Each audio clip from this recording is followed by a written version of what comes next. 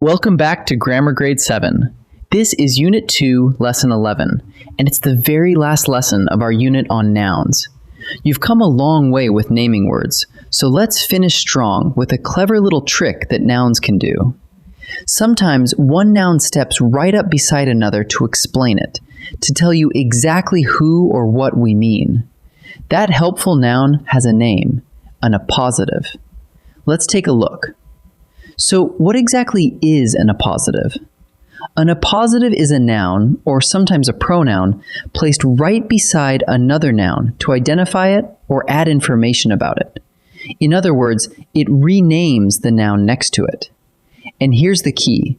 It sits right next to the noun it explains, usually immediately after it. Think of it as one noun quietly explaining another. That's the whole idea of an appositive. Let's look at one. My cousin Lena plays the cello. See the word Lena sitting right after cousin? Lena is the appositive. It renames the noun cousin and tells us exactly which cousin we mean. The main sentence is still, my cousin plays the cello, but Lena slips in to make it clear and specific. One noun, cousin, and a second noun, Lena, that renames it. Often, an appositive brings along a few helper words. When it does, we call the whole group an appositive phrase. That's simply the appositive plus the words that describe it. Look here. My neighbor, a retired airline pilot, tells the best stories. The appositive isn't just one word this time. The entire phrase, a retired airline pilot, renames neighbor. So an appositive phrase is the appositive noun together with all the words that go with it. When an appositive sits in the middle of a sentence, we fence it off with commas, one comma before it and one comma after it. Look at this. Our coach, Mr. Okafor, drew the play. See how a comma stands guard on each side of Mr. Okafor? Those two commas box the appositive in, so the reader knows exactly where the extra information starts and where it stops. One comma before, one comma after. Here's a handy test that proves you found an appositive.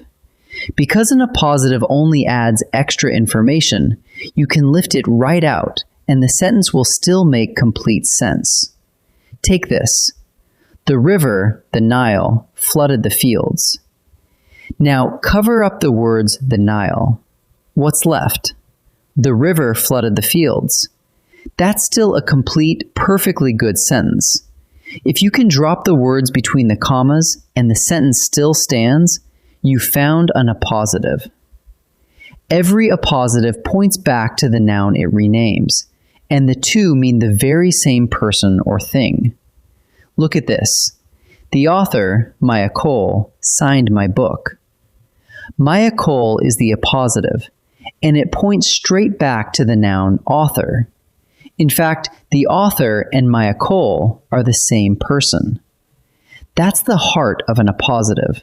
The two nouns sit side by side, and one simply renames the other. An appositive can sit in two spots. When it lands in the middle of a sentence, it needs a comma on both sides, like this. My aunt, a pilot, flew us home. But when the appositive comes at the very end of a sentence, there's nothing after it, so a single comma before it does the job. I finally phoned my aunt, a pilot. Middle of the sentence, two commas. End of the sentence, just one. Let's boil it all down to a quick two-step check. First, ask, is there a noun renaming the noun right beside it?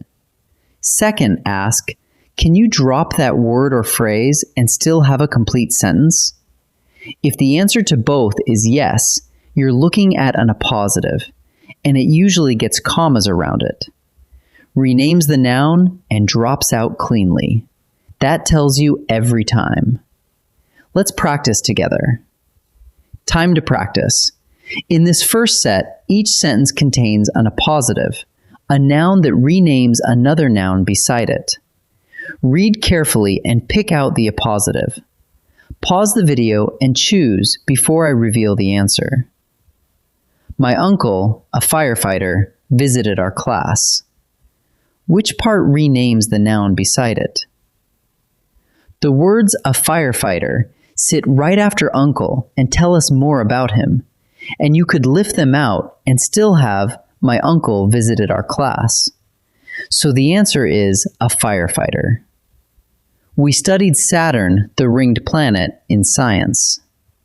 Look for the noun that renames another noun.